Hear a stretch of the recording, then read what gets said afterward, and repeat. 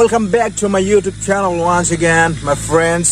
मैं हूं आज इंडिया एंड भूटान बॉर्डर, जिस जगह को हम बोलते हैं डैडकारी। इस जगह पे मैं क्यों हूं दोस्तों? इस जगह पे क्योंकि पिकनिक स्पॉट ओपनिंग करने वाला है 26 नवंबर को, और यहाँ पर आने वाला है मेरे फेवरेट एक्ट्रेस, मेरे favourite border actress. I really love her. I really love the way she acts, the way she walks. I really like her.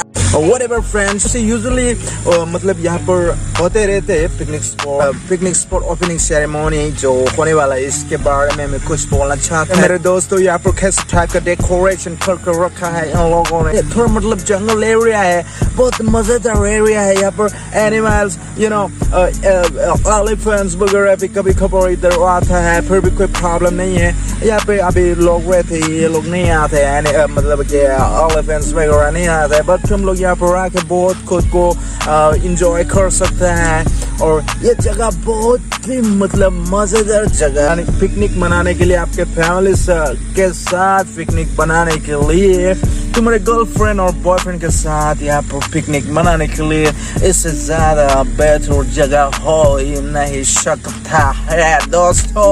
मैं इसके लिए बोलना चाहता है दोस्तों, इस वीडियो के थ्रू तुम लोग यहाँ पर आओ, पिकनिक मनाओ। यहाँ पे हम लोग भी है, हम लोग भी यहाँ पर तुम लोगों के साथ इंजॉय करेगा।